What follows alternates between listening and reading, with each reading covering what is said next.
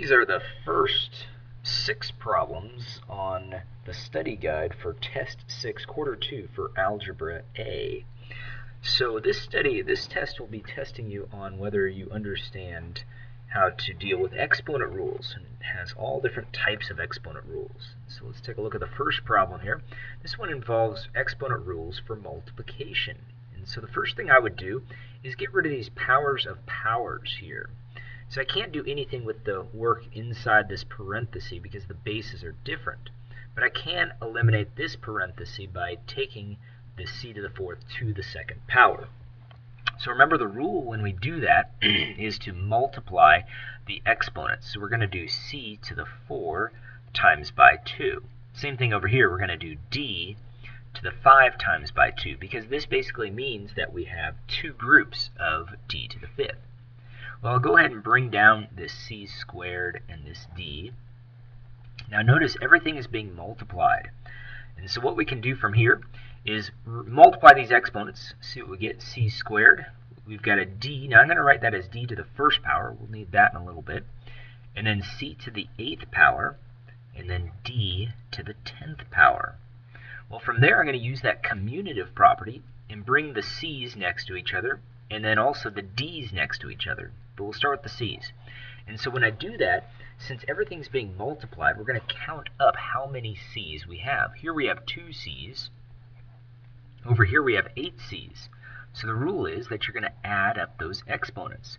2 c's and 8 c's will end up making 10 c's altogether. Let's see how many d's we have. We have 1 d and we have 10 d's. And so we'll write out that 1 plus 10, and then we'll go ahead and add up those exponents. And so when we do that, we've got c to the 10th, we said, and d to the 11th. That would be our answer. Well, looking at the next problem, here we have a different situation. We've got a coefficient in front of the variable, and so what we're going to end up doing is treating that coefficient as 1. Same thing over on this side. And the rule is we're going to multiply those exponents. And then do the same thing on this side as well. Multiply those exponents. And so when we do that, what we've got is a 5 to the 1 times by 2, and x to the 3 times by 2. Over on this other side, we've got 2 to the 1st times by negative 3, and x to the negative 2nd times by negative 3. So we can go ahead and multiply out those exponents.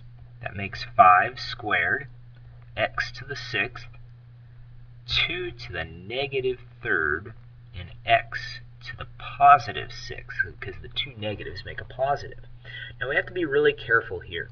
A lot of people want to go ahead and multiply out these 2's, but it's a negative exponent. So before you do that, treat this as a fraction, and let's make these exponents positive by switching their location in the fraction. And so when we do that, we still have this 5 squared on top. We've got an x to the, now we're going to go ahead and count up the x's here, 6x's plus 6x's. But down below now we have 2 to the 3rd power. So now we can go ahead and count up how many x's we have and multiply out the 5's and the 2's. Well, 2 5's multiply to make 25. Count up the x's, we have 12 x's altogether. Down below, we've got 8. And there would be our answer, 25x to the 12th over 8. Well, the next problem, this one involves some division, and we also have a property of multiplication here as well. So the first step is to, if you don't see an exponent, put an exponent of 1. And go ahead and multiply those exponents to clear this parenthesis to start with. So when we do that, we still have this a to the 6th power, a c to the 10th power, but down below I now have an a to the 4th power and a c to the 8th power. Well, from there we're going to use that division rule. The division rule I like is to subtract the exponents just like normal, but I like to think about where they're at so I don't have to deal with negative exponents. So in this problem, we can take out 4 a's from the bottom and take out 4 a's from the top. So in our new answer, I like to write the new answer as I go because sometimes all these crossing out of things gets confusing. So I like to go ahead and rewrite what I've got left over, a to the second, and notice it's on top of the fraction. Do the same thing with the next one. See, these c's are all going to cancel out on the bottom because there's more c's on top. And so when I do the subtraction, I'm going to see how many c's are left on top. So that just makes c to the second power, and it's on top of the fraction. Well, everything canceled out down below, so it's just over 1. So we can rewrite the answer as just a squared times by c squared. And that would be our answer. Well, the next problem involves some more division rules. We also have some multiplication rules as well. So here we have a fraction. And when we see a fraction, we're going to go ahead and, if we don't see exponents, put exponents of 1. And then just multiply out those exponents. See what's left over.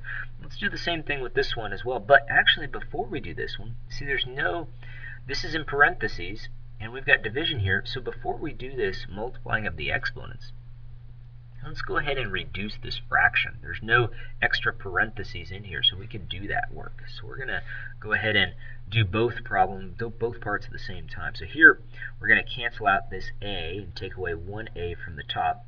Cancel out these c's and take away 2 c's from the top. And let's go ahead and rewrite what we've got. So here it's going to be 9 to the negative second and a 10 to the negative second.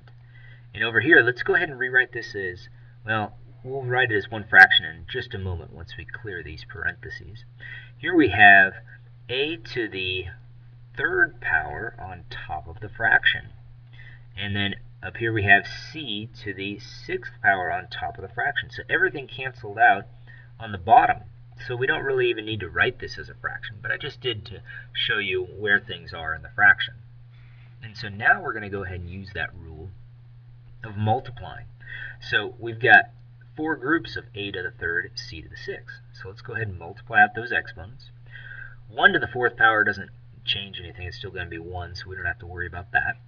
And over here, we've got some negative exponents. So let's take these negative exponents, switch their location in the fraction.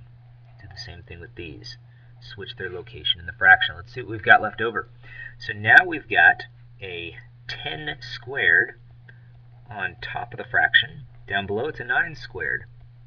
And then I'm going to keep this as a fraction so you can see it. So we still have 1 on the bottom here. We've got now an a to the 12th power and c to the 24th. And so you see I multiplied the exponents. To get that 12, I did 3 times 4. To get this 24, I did 6 times 4. And so now I'll go ahead and multiply out those numbers. So 10 squared makes 100. And I still have that a to the 12th, c to the 24th on top. But down below, I've got 9 squared times by 1. 9 squared is 81. 81 times by 1 is still 81. So there is our answer. Well, the next 2 problems you see are going to deal with fractional exponents. So we have to remember the rule with these. Remember that numerator of a fractional exponent represents the power. It is the number that we're bringing 49 to. So in this case, it's 49 to the first power.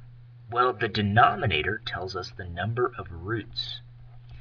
And so I'm going to even write number of roots in there. And so that means that we're looking for 2 numbers that multiply to make 49. So we're going to write this as a radical. And so 2 numbers that make 49, but once we figure that out, then we're going to bring that to the first power, because that's what the power says. So 2 numbers that make 49. Well, since 49 is an odd number, try odd numbers. 7 times 7 makes 49. So there's our answers. Those are the 2 numbers that make 49. So 7 is the root that we're looking for. And we're raising that to the first power, well, which is still just 7. Well, the next problem, 64 to the 2/3 power, that one, a little bit different. Well, we've got 3 numbers. This is our number of roots. And we're bringing that number of roots, 64, to that third. We're looking for 3 numbers that make that 64, but then we're going to raise it to the power of 2, so to the second power. So 3 numbers that make 64, and then we're raising that to the second power. So 3 numbers that make 64. 64 is an even number. So we're going to try even numbers. So let's take a look at 4s. If we do 4 times 4, that makes 16. 16 times 4, oh, that makes 64. So that is the number. 3 4s multiplied to make 64. So 4 is the number, is the root, the third root of 64, but then we still need to square that answer. That's what the numerator of that fractional exponent tells us. And that makes 16 altogether. And that would be our answer. Well, part 2 has the last 3 problems on that study guide.